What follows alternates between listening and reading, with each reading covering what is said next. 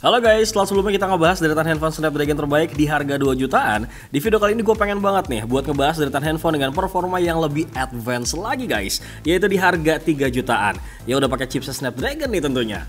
Bahkan nih salah satu diantaranya tuh udah ada yang berani ngasih chipset Snapdragon 700 series loh, yang dipadukan dengan RAM sebesar 8GB dan internal storage 256GB plus layar 120Hz loh. Oke, langsung aja nih kita masuk ke videonya. Handphone Snapdragon 3 jutaan terbaik pertama nih untuk video kali ini adalah Oppo A96. Meluncur pertama kali di Indonesia pada awal April 2022 yang lalu, Oppo A96 ini dibanderol dengan harga 4 jutaan guys. Hadir dengan dua varian warna yang cukup kekinian, yaitu Pearl Pink dan juga Starry Black yang terlihat minimalis. Guna memaksimalkan performa yang dibawanya nih, handphone dengan chipset Snapdragon 680 sebagai dapur pacunya ini juga sudah dibekali dengan RAM sebesar 8GB yang didukung oleh memori internal berkapasitas 256GB. Oppo A96 sendiri memiliki layar seluas 6,59 inci guys yang sudah mendukung refresh rate 90Hz. Sementara untuk kebutuhan fotografinya, ponsel ini dibekali dengan lensa dual kamera di belakangnya guys beresolusi 50 plus 2 megapiksel. Lalu pada sisi depannya kita bisa menemukan kamera selfie beresolusi 16 megapiksel. Buat kalian yang kurang suka nih dengan smartphone yang sering dicas, jangan khawatir bro nih, karena handphone ini sudah didukung dengan baterai sebesar 5000 mAh dengan dukungan teknologi pengisian daya cepat SuperVOOC 33W. Oh iya, gue juga nggak lupa nih, kalau Oppo A96 ini juga sudah mendukung fitur USB OTG ya brodi. Untuk spesifikasi dan harga terupdate dari Oppo A96 ada di scene berikut ini.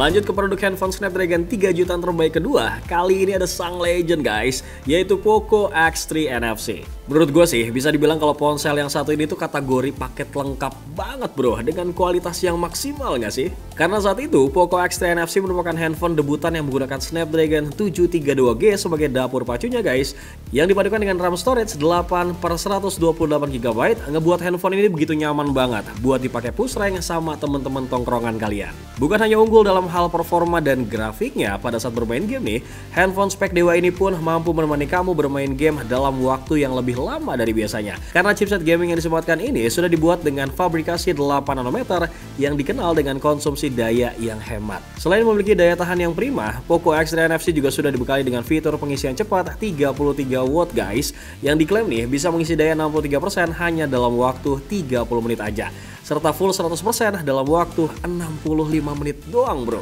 Tapi pada akhirnya kembali lagi nih ke selera kalian masing-masing. Karena mungkin yang cukup jadi pertimbangan dari ponsel ini adalah soal ketebalan dan juga ukurannya. Buat kamu yang doyan gaming tapi nggak mau punya handphone yang tebal alias pengen yang tipis, nyaman digenggam, rasa-rasanya Poco X3 NFC ini nggak usah jadi pilihan kalian deh.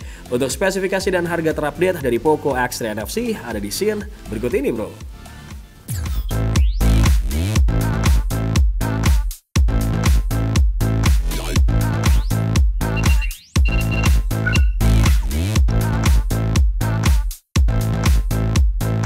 Produk selanjutnya kali ini ada Xiaomi Redmi Note 10 Pro. Sekedar informasi aja nih brodi, kalau Redmi Note 10 Pro ini sempet loh mencetak sejarah sebagai smartphone seri Redmi Note dengan layar berukuran paling besar loh saat itu, yaitu 6,68 inci yang berpanel AMOLED Full HD+.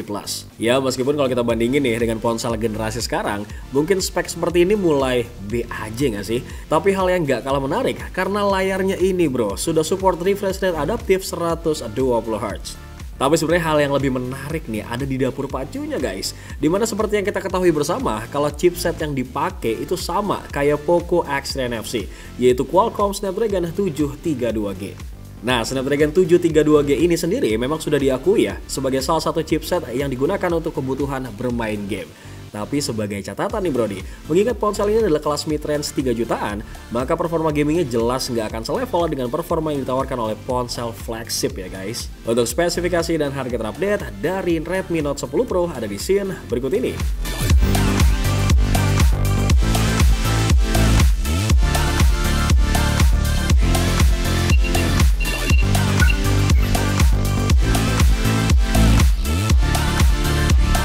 Di urutan keempat ada Samsung Galaxy M23 5G yang diam-diam nih jadi handphone idaman para gamers guys. Kalau ngomongin soal game nih, Samsung Galaxy M23 5G bisa ngasih performa yang cukup gesit loh berkat chipset besutan Qualcomm yaitu Snapdragon 750G.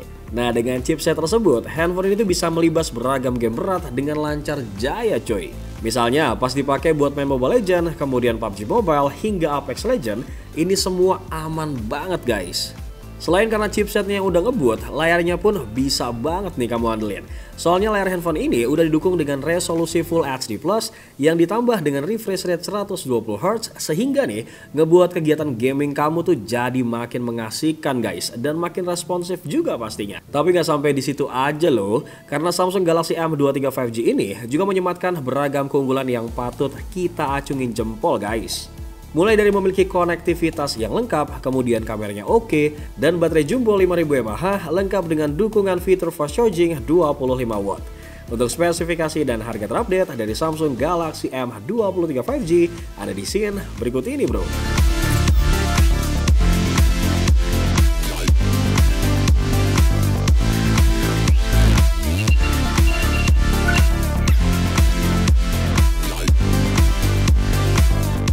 Kita move dulu sedikit nih ke seri Poco, dimana kali ini gue bakal merekomendasikan Poco X5 5G yang menurut beberapa orang nih katanya lebih cupu guys dari Poco X3 NFC.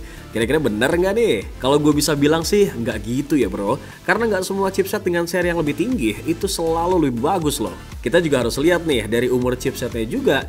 Dan kalau kita cari tahu, pas dibandingin pun ternyata Snapdragon 695 5G yang dipakai sama Poco X5 ini jauh lebih powerful guys. Kalau kita bandingin sama Snapdragon 732G yang dipakai sama Poco X3 NFC. Skor Antutunya bahkan untuk harga 3 jutaan ini terbilang lumayan loh, di angka 400 ribuan guys. Terkait performa gamingnya, gue sendiri bahkan udah ngebuktiin secara langsung nih buat dipakai main game sat-sat bat-batnya tuh kayak gimana. Karena pas gue tes gaming nih ya, main Mobile Legends, kemudian PUBG Mobile, Apex Legends dari baterai 100 sampai 0% guys. Dan hasilnya ini bisa dimainin dengan lancar tanpa kendala, kurang lebih sekitar 6,5 jam nonstop. Kalau kamu semua kepo nih sama detail performa dari handphone ini, langsung aja lah ceki-ceki di channel YouTube Pricebook kita bro. Atau kalau mau ceki-ceki spesifikasi dan harga terupdate-nya nih, bisa banget gue bakal sajiin guys di scene berikut ini.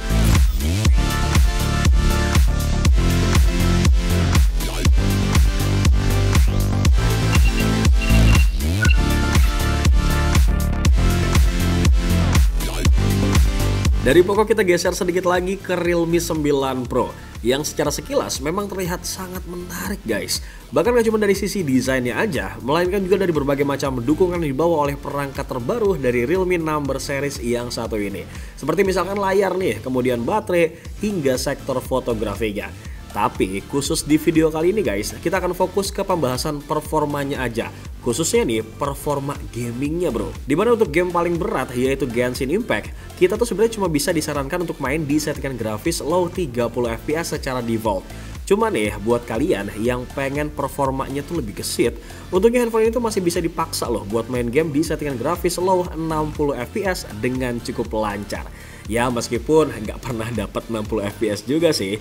Terus buat PUBG Mobile, di game ini Realme 9 Pro tuh bisa dimainkan di settingan maksimal balance ultra dengan cukup lancar, di kisaran 30-40 fps-an lah. Sedangkan buat main game Call of Duty Mobile, saran dari gua sini ya, mending kalian main di settingan grafis high dan frame rate max aja deh. Karena pada saat keliling maps, kita tuh bahkan bisa dapat gameplay yang lebih stabil, di kisaran 59-60 fps lah. Dan sedikit turun sih di kisaran 40 fps pada saat ketemu musuh nih. Ya seenggaknya bisa lebih kompetitif lah. Untuk spesifikasi dan harga terupdate dari Realme 9 Pro ada di scene berikut ini.